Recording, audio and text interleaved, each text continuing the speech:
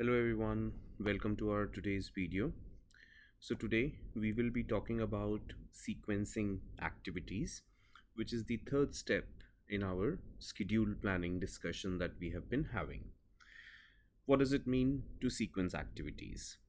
See, certain activities will have dependencies on each other. Like for example, until and unless we do not finalize the color, there is no way we can start the paint work. So likewise, there will be lots of dependencies between multiple activities. Now, what dependencies exists between two or more activities? Of course, that the domain experts or people with the right domain knowledge will be able to tell, which is most likely our team members. But from a project management point of view, what we can learn here is the different types of dependencies that we can use and how to graphically represent these dependencies. So, the first thing that we are going to talk about here is understanding precedence diagramming method, or PDM in short. Sometimes you might also be referring this to as activity on node, AON. So the idea is very simple. We have to denote the dependencies between two activities. The activities are shown with the help of these boxes. Let's say activity A and activity B, and the dependency is shown with the help of the arrow. Now let's be very careful about two things. Number one, the left side of the box represents the start of an activity, and the right side of the box represents the finish of that activity.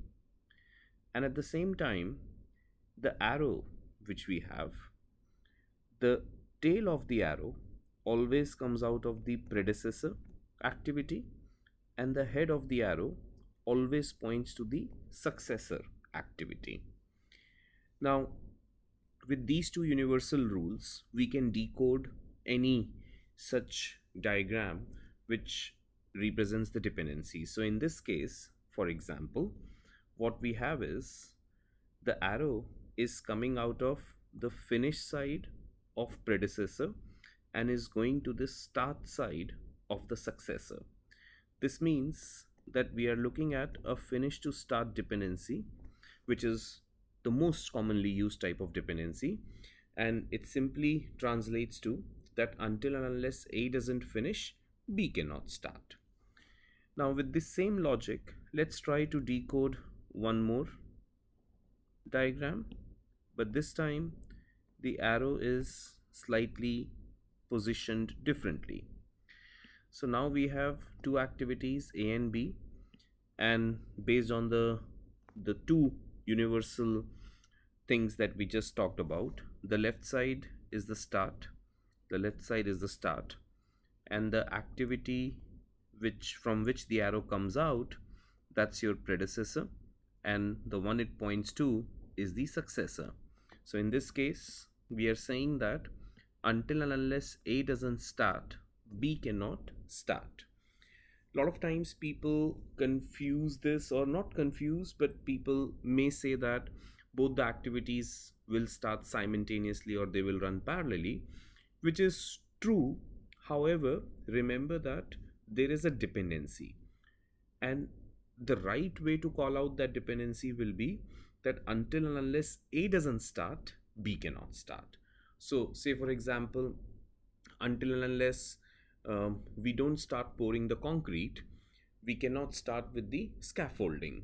Or until and unless the trainer doesn't start the training, the trainees will not be able to start with the training. So in these cases, although the two activities are running parallelly, but the start of the first activity, in this case the A, is driving the start of B, which is important to remember. Now, let's look at one more dependency, Once again, I have two activities A and B, and this time the arrow is like this, which means the arrow is coming out of finish of A and going to finish of B. Once again, A is the predecessor, B is the successor, and now we are looking at a finish to finish dependency. Now, in the exact same way, we said for start to start, we are saying that although the two activities are running parallelly, however, the finish of A is the driving force for the finish of B. Now, on a lighter note, when you come to office or when your boss comes to office, doesn't matter. What matters is until and unless the boss doesn't call it a day, your day doesn't end, finish to finish. But there could be a lot of other examples, like if we are shifting office from one location to another location, that we can say that until and unless we don't finish the shifting of equipments, the people movement cannot finish.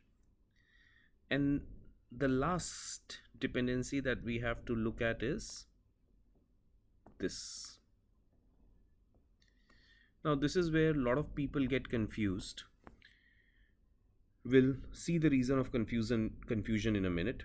Now, in this case, what we are looking at is the arrow is coming out of the start of A, making A as the predecessor, and it's going to the finish of B, making B as the successor.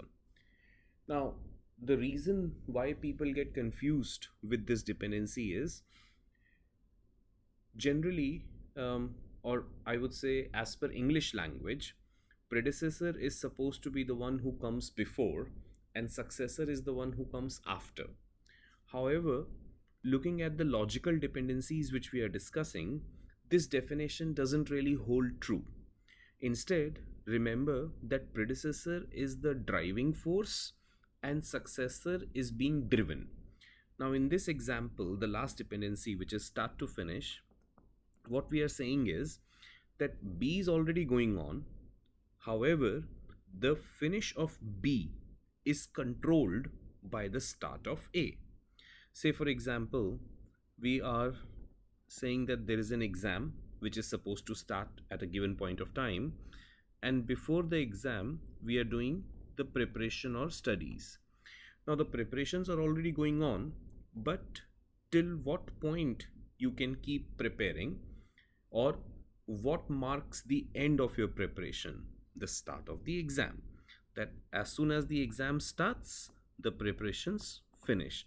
So in this case, even though exam comes after preparations on a timeline, but the start of the exam is controlling the finish of your preparations.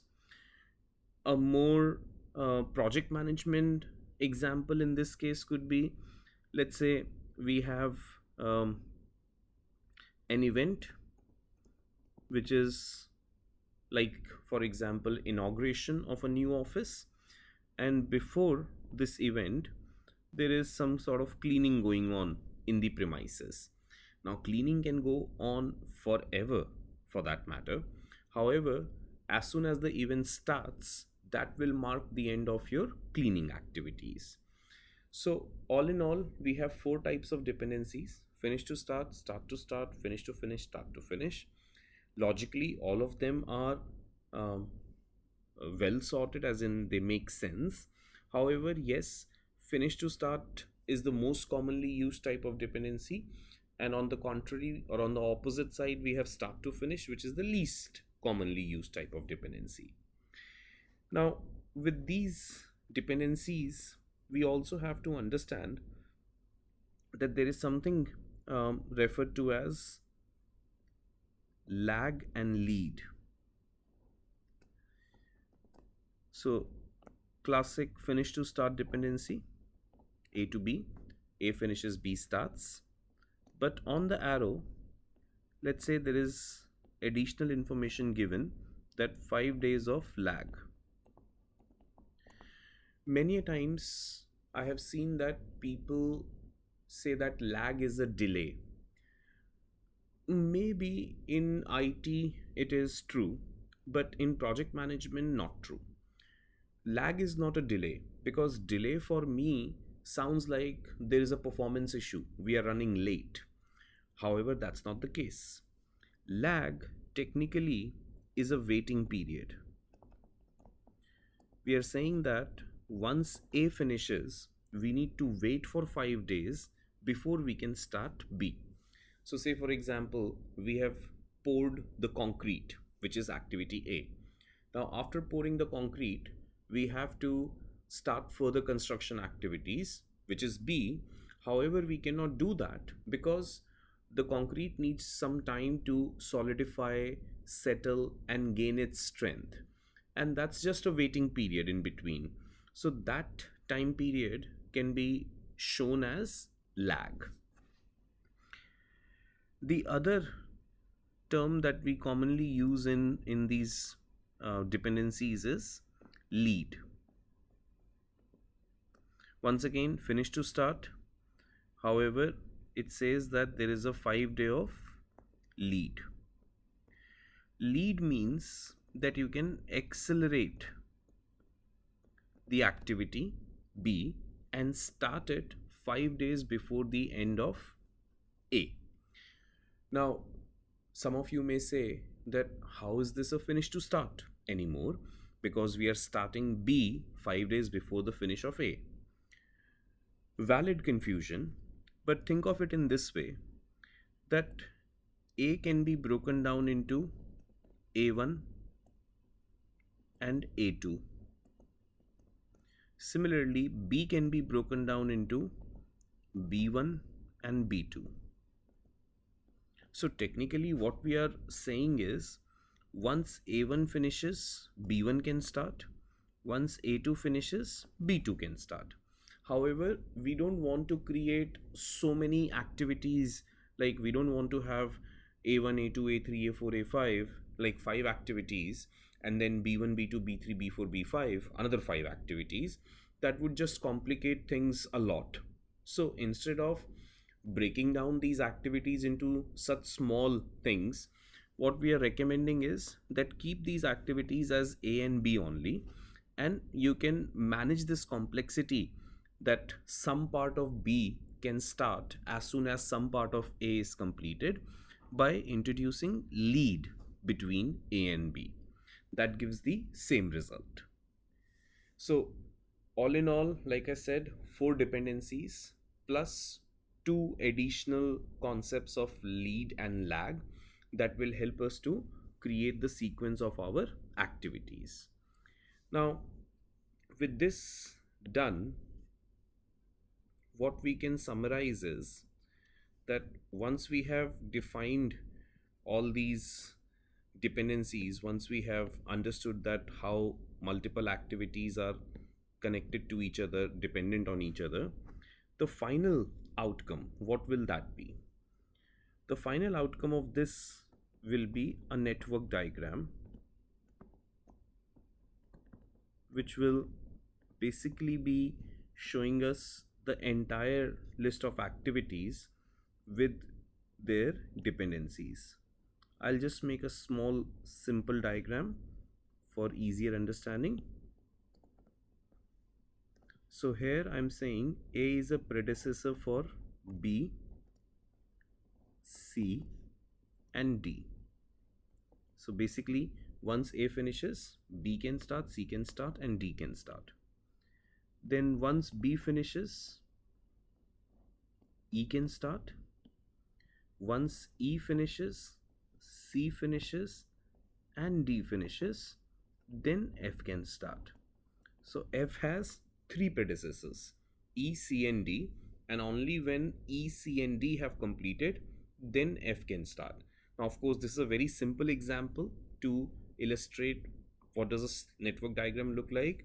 Generally your project schedule will have hundreds of activities and your network diagram is going to be much more bigger and complicated, but it's just going to be the scaled up version of this miniature only.